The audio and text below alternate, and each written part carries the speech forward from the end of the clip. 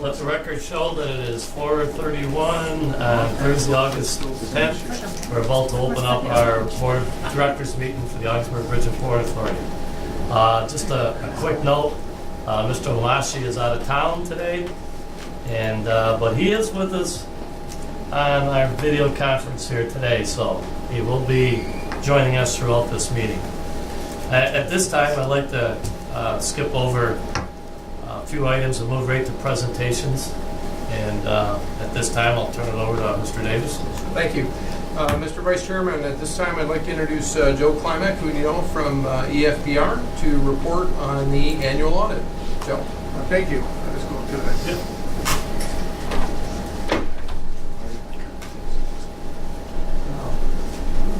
Good afternoon. Looks like the board is all here. Last year we had a comment about being able to make a quorum, and it looks like the full board is here, and business is going on the way it should be with a good board of governance. So I'd like to start off. Everybody should have a handout. The first order of business is the financial statements of the authority itself. And you open that up towards the back of each one of the report is a report to the board. We are hired to audit the financial statements that are prepared by management. Internal controls and policy procedures here are basically the subject of the board of governors, or your governing board oversees the management, makes the policy procedures. So we report to the board. We audit management's financial statements.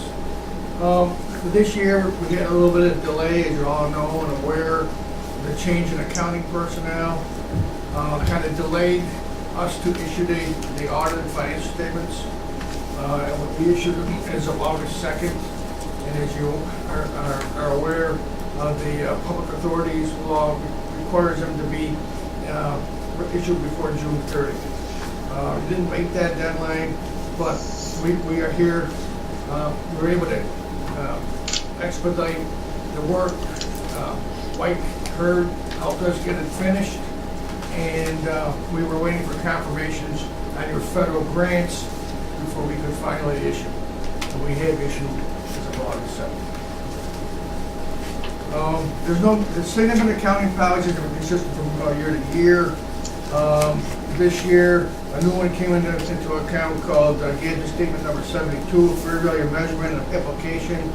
Really didn't have much effect on your financial statements. In the future, you'll have to disclose the fair market value of any type of investments that you do carry.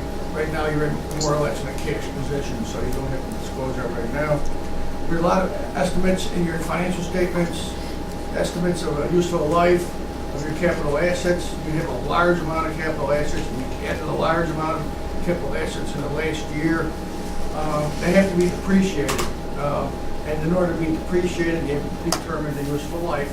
It's a large amount of your expense in these financial statements, and we believe that the useful lives are in accordance with general set of accounting principles. There are other estimates in your financial statements, actuary valuation of your post-employment and retirement benefits. It's based on the actuary report, which we look at the assumptions and the data that went into it to make sure that it's fairly stated. As I said before, there were delays in the preparation of the financial statements in accordance with generally accepted accounting principles. We had some corrected and uncorrected misstatements. We have attached to this letter the scheduled material adjustments that we had to record to make the financial statements in accordance with generally accepted accounting principles. We had an entry that adjust grant revenue from the Federal Aviation Administration to record some New York State market revenue in the market grant.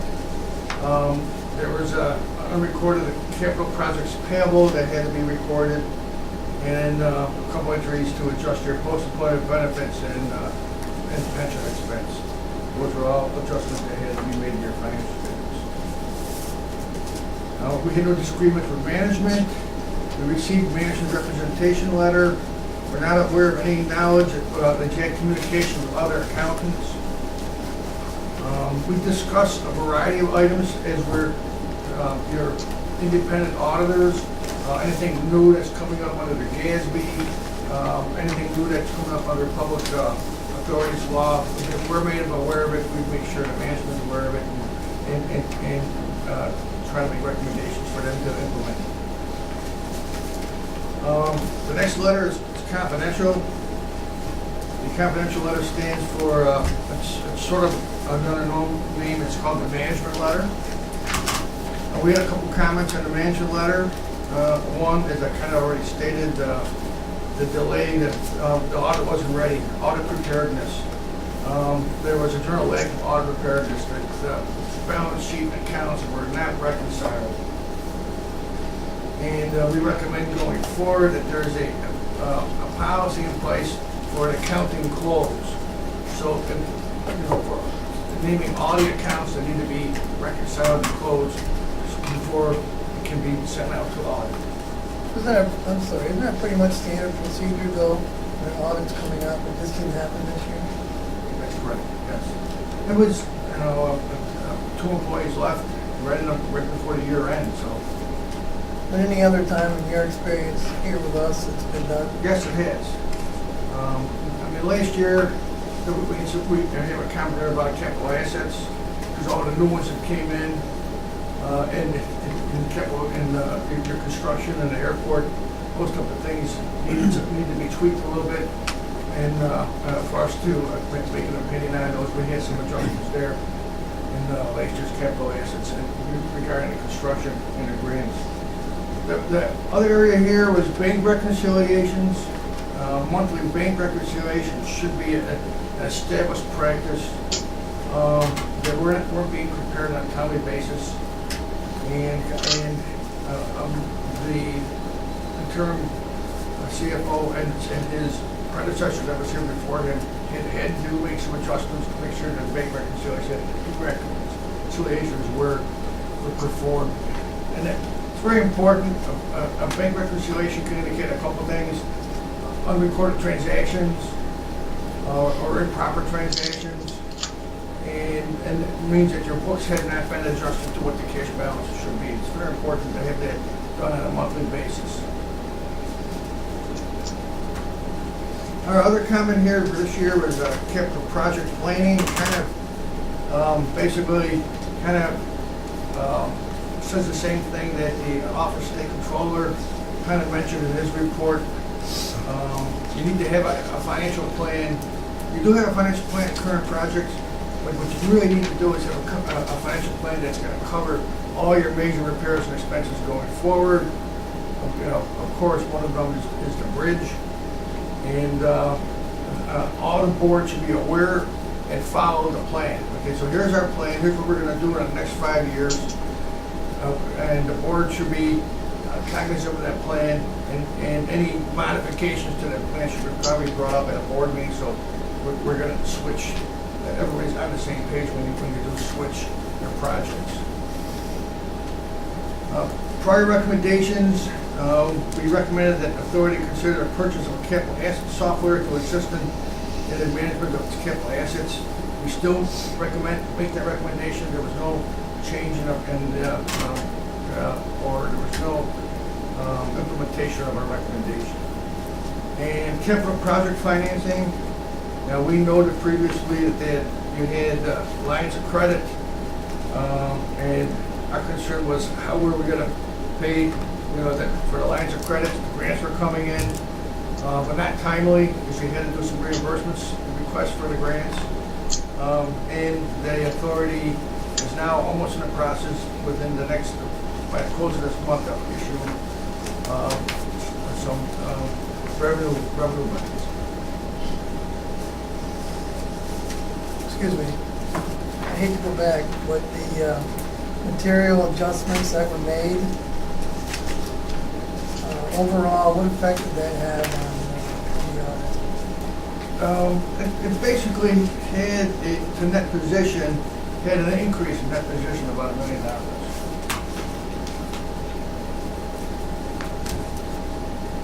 Thank you. So the financial statements themselves, a lot of pages here. Yeah. What we have done, the first page is our independent audit report. We've audited the financial statements for the year ended March 31st, 2017.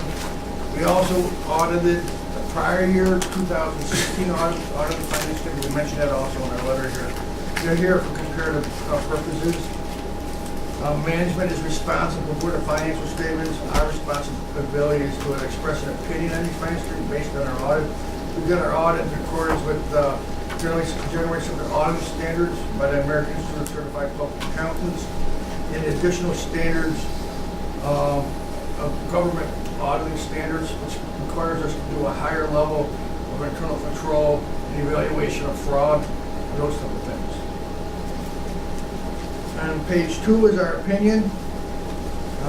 This is called a unmodified, otherwise known as a clean opinion.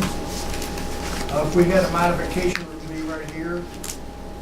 It's a clean opinion that the financial statements of the authority as of March 31st, 2017 are in accordance with generally accepted accounting principles in the United States of America.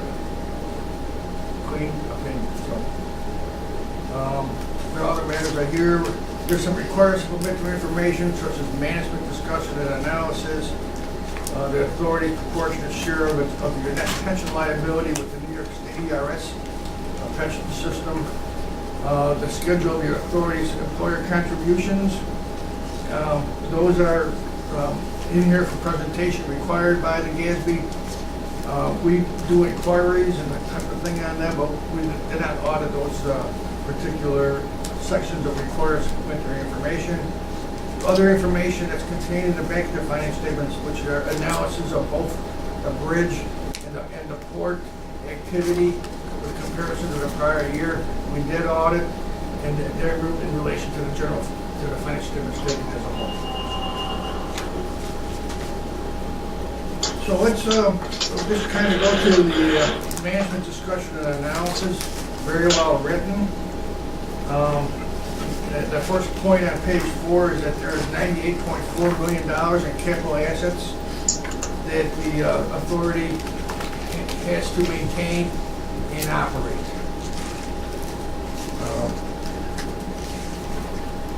A lot of this stuff is weighed and put this together, and it has a lot of information on how the authority ran during the year. One of the things I'd like to point out here is on the bottom of page 5. As you're aware, the Canadian dollar is at a low point in several years, and that has therefore decreased the bridge traffic and other type of operations.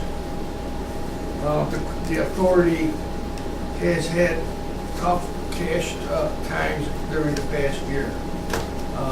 Cash is very, very hard to come by and to make operations. So you have some issues with cash management and budgeting your cash going forward, and that's the comment of management discussion on the bottom of page 5. So let's get right into this. Let's go to page 8. This is a summary of financial statements. Financial analysis. The net position of the authority went from $54 million to $65.6 million. End of the year, predominantly in your capital assets, increasing by funding with government grants. That's really, as FAA came up, New York State has come up money, and those are reported as revenues in the current year. Other financing sources are not part of operations, and they were quickly invested into capital assets. That's the increase during the year.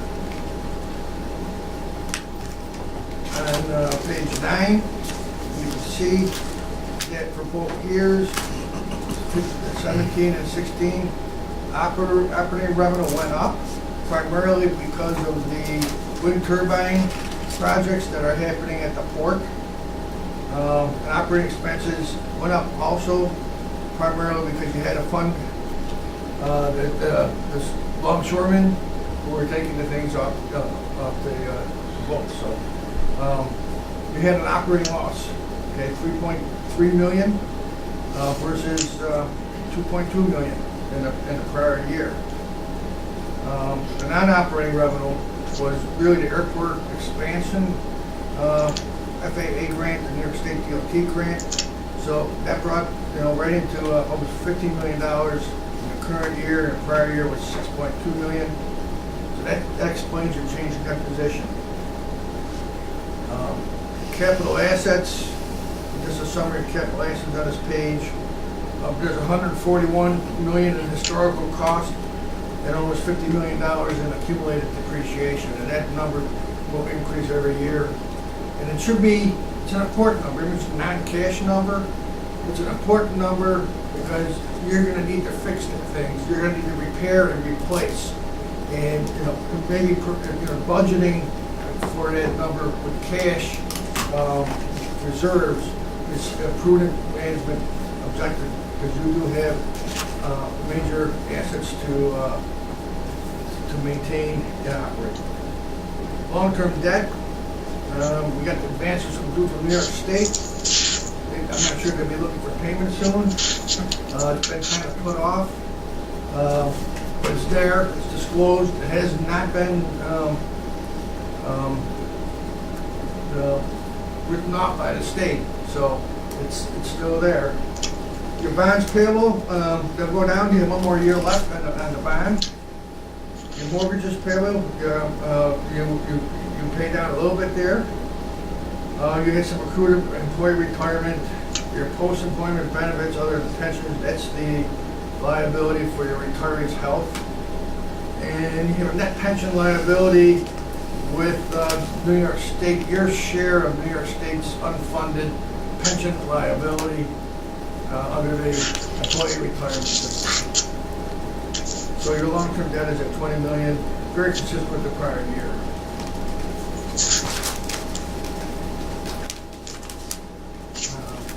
Any questions so far? If the contribution for employee retirement has gone down, why is our liability, net pension liability, gone up so much? Is that because of the retired health care? No, good point. Basically, what happened was the state measures their pension liability at an evaluation date of the end of the state's fiscal year, March 31st, the same as yours, but it's a year behind. March 31st, 2015, had a discount rate in their assumptions of 7.5%. The actuary and the state and the trustee of the state, which is the Office of State Controller, State Controller, really decided that it's kind of high. And I've always been uncomfortable with that high rate when we're doing any kind of DB plan, which is a defined benefit plan. So they reduced it by 0.5% to 7%. That made the liability go up across the board. What happened was, before, when it was at 7.5%, the state was at almost 98% funded. Very good. Compared to any other state, it's very, very good, okay? A lot of people, teachers would like to have a pension plan that's 98% funded, okay? And that 0.5% swing made it 91% funded. Still overfunded, still overfunded where you should be. There's no type of item that's going to make this thing bankrupt, okay? But or to the place where PBGC has to take over or whatever. They have to do what Detroit did. But the state is very good, and your pension contributions are based on a 5-year average of the historical rates, which has nothing to do with the actual. This rate. And you can see that's been going down. It's been going down a couple of percentages, which basically says that the 2008 debacle is gone. The market is kind of taken back, and that reduces your rate per hour that you're paying. So Joe, without getting into the, how many angels fit on the head of a pin conversation, I mean, that's concerning because a 0.5% change equated to $700,000 plus in our net pension liability versus prior year. How often do you think that's going to change going forward? I mean, I'm not asking you to predict anything by any means, but do you see that being stable? Do you see it changing? Well, here's what the GASB did. Okay, the GASB did this. You recognize the liability all at once. If you look, there's a deferred outflow of resources pensions. So what the effect of that is here's your liability, but they're not hitting you on the expense all at once. They're putting on the asset, it's a deferred outflow. It's sort of like a prepaid asset. Then they'll take that expense and record it over the next 5 years, and that's how you'll recognize the expense of your thing. So you actually, that deferred outflows of resources kind of offsets a big change in liability. Thank you. Right? So that indicates we're going to have some much larger payments going forward. Yes. Can you hear me? Yes, we can hear you, Sam. What I'd like to ask Bill is, when you looked at this report, Bill, in a short period of time, the new CFOs are going to come in, what is your take of what you see? I know it's just an audit for what it is, but what do you see so far? And what's the complications of this audit report and how we're going to go forward? Who's he asking? And I think you're addressing that to Joe Klimek? I'm talking to Mr. Head. Oh, okay. Every state agency is facing exactly the same situation with the pension fund. In the long term, none of this will ever be any individual agency's individual responsibility. There's no way you can push it down that far. So what you're really looking at here is hoping that the trustees of the employee retirement system in New York do a good job managing those investments. By and large, they have. I think that the non-current assets, the deferred assets of this organization are not an issue as it stands right now. It shouldn't be something that dramatically inhibits something that the organization might be able to do in the future. I think in some instances, the teacher's pension plan has a bigger problem. The teacher's pension plan is at 8%. Yeah. Okay. Yeah. So now this is not going to be the kind of potential flogging that other agencies might get. Did I answer your question or not?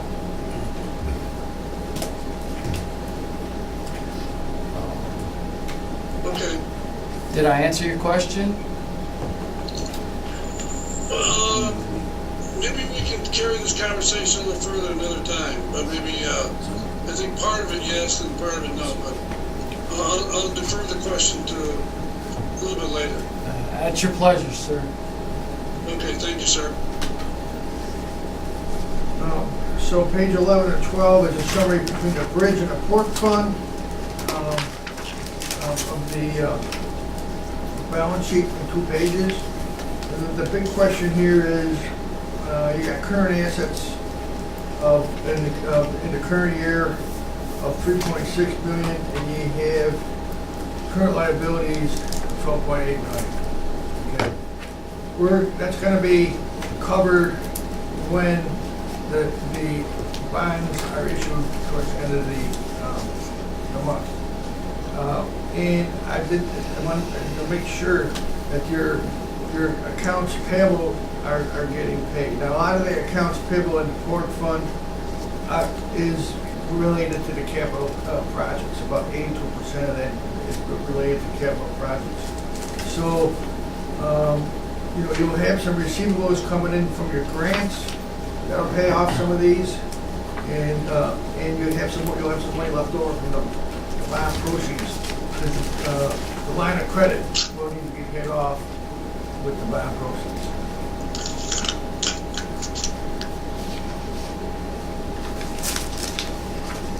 Let's go to page 13. The bridge versus the port fund. The port fund, there's more detail on pages 46 to 47 by activity, which we don't need to go through today, but there's more there for you to look at. The bridge fund, operations, operating income generated $65,000 a year for the year. Bridge tolls are very comparative. Rentals were fairly comparative. And operating grants was a little decrease from the year before. So that's what the bridge fund did. The port fund hit a new revenue source. Parking revenue. Parking revenue was $233,000, and the related expenses, which is down below under operating expenses, was $100,000. So, and that was for 6 months, just starting off, and you probably had more upfront expenses to buy with the consultants that were doing it for you. So I'm not sure what your projection is going to be, but that's a new source of revenue, but it's also a new expense. So the port fund, the operating fees went up because of the wind turbine program. Expenses also, mostly salary and payroll taxes, also kind of increased because of that. But the operating income or the loss of the port fund was $3.3 million, and that is really being financed by the operations bridge fund. And then on page 14 is your non-operating income and grants. Interest expense is a non-operating expense. We had a loss in foreign currency of $178,000 versus $82,000 the prior year. Your biggest help here is with the FAA grants and interstate grants. Almost 15 million came in to pay for all those capital projects.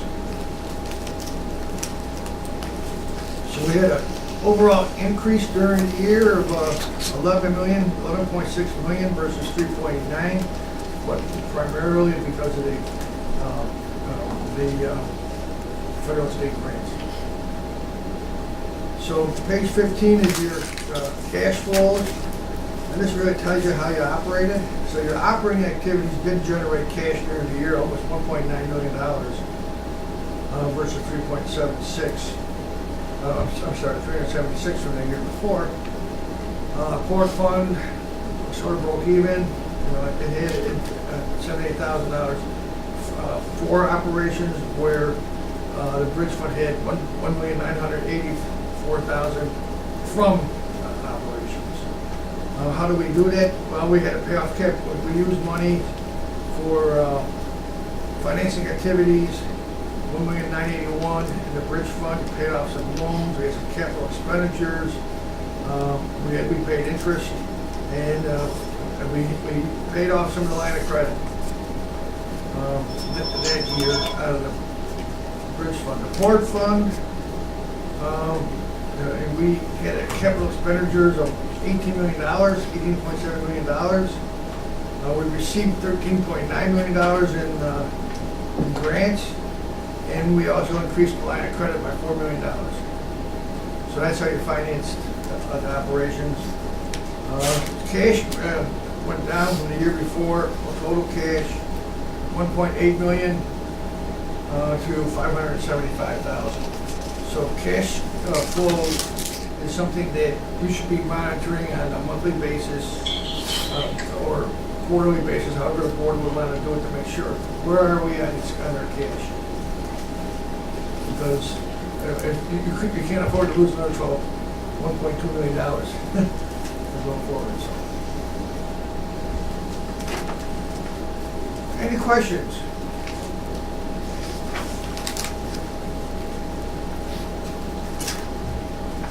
The next report I want to show you is the single audit. Real quick. This is the federal funds. I issued this, our firm issued this separately because your other financial statements will be in the public official statement. I didn't want to have the federal grant audit in the official statement. This is what's required for the federal government and the state. Basically, I would just like to turn to page 6. We had one major program, $13 million almost, airport improvement program. That's where we spent the money. And that's where we had to do our compliance on. And one of the tricky things with compliance was it had to be the airport expansion. It couldn't be in the parking area. So we wanted to make sure, when we audited this amount, that the parking was not financed by the federal sources. So that was key. And we came to the conclusion after our testing that it was not. We worked with McFarland on that, McFarland Johnson, and their consultant there, and we were able to assess that. Page 8. We have here is the schedule of findings and question costs. Okay, that's required under the uniform guidance. That's the schedule that has to be here. So over financial statements, we issued an unmodified opinion, like I said. Material weaknesses, yes, we did have material weakness. We had to make enough audit adjustments, and that's explained in a finding on page 9. We'll go through that. No significant deficiencies. Nothing material and non-compliance to the financial statement noted. The federal awards are all clean, no findings, will you qualify as a low-risk auditee? No, because we had, well, first of all, because you need to have 2 years of clean audits, single audits, to be qualified as a low-risk auditee. And this was the second year that you had to have single audits. You need 2 in a row. Page 9, this is our finding. This is the material weakness. Accuracy of accounting records. We had audit adjustments of $4,130,000. What was the cause? The cause is that the design and implementation of your internal controls and ability to detect the statements was ineffective. The authority had changes in its accounting personnel, which effectively delayed the year-end closing process, resulting in audit adjustments necessary to have the financial statements fully presented in accordance with general accounting principles. So our recommendation is that management exercise the proper oversight, design and implement a control system to detect the statements, the financial statements. So a good closing procedure, the year-end formalized closing procedure should be developed. Who's responsible? Who's going to review? That type of thing. So I also want to take that one step further, if I could as well. One of the things that we ran into this year is because of the way we do accounting for grant projects, it's kind of like it's all in one big bowl. We need to separate it out and specifically use our system and identify each of these projects individually. And that's one of the things that will be brought forward. I think we talked about it at the governance committee last time for policy on that. These things need to use our system because it just doesn't work for what we're doing right now. The new CFO can, when he starts, will be. It's on the top of the list. Yeah, okay. So, before you move on, the recommendation by you in regards to the year-end closing procedure, is there anything that we haven't done in the past? Or do we need something from the auditors? From what I could determine, there was no written procedure.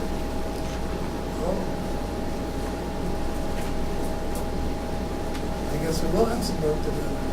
There is a monthly procedure. I didn't But not a find year-end? any written year-end procedure. Thank you. And I'm just to let you know, I'm going back to page 11.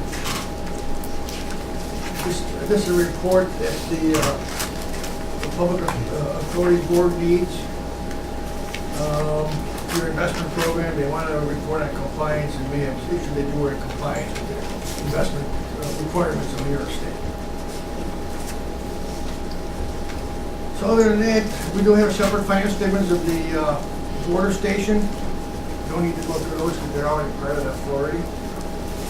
And we did issue the schedule of passenger facility charges audit, PFC, and cleanup opinion on the schedule and compliance. And at the end of the year, well, we started the year with 57,000. We collected 57,000. We had 24,000 at the beginning of the year. We spent 60. At the end of the year, you had 22,000 in your account for that purpose.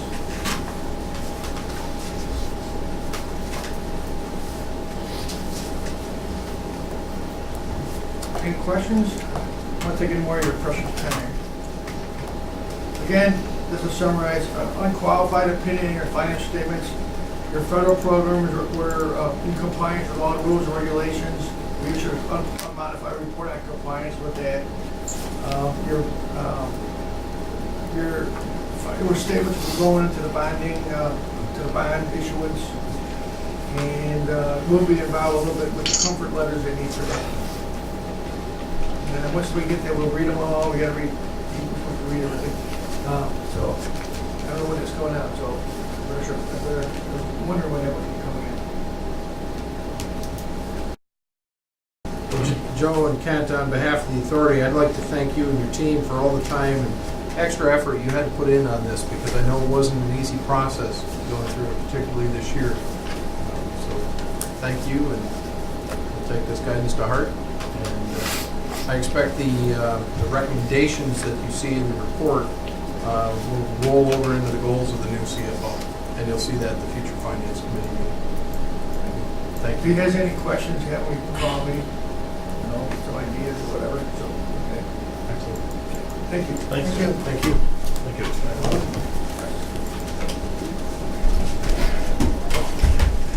Thank you. The rest of your meeting is there. Thank you. Thank you. Take care. Yes.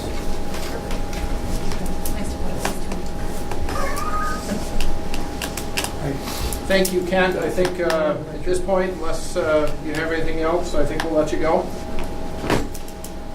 I guess you let him talk though. So we're all set? You're all set. Okay, moving back to Mr. Davis, was there any letters and communications to the board? Mr. Chairman, Mr. Vice Chairman, they are there in front of you. I am looking for our next presentation. Oh, okay.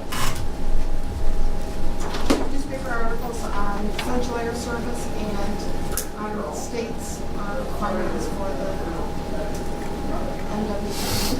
Okay. Thank you, Keisha. Job well done. Thank you.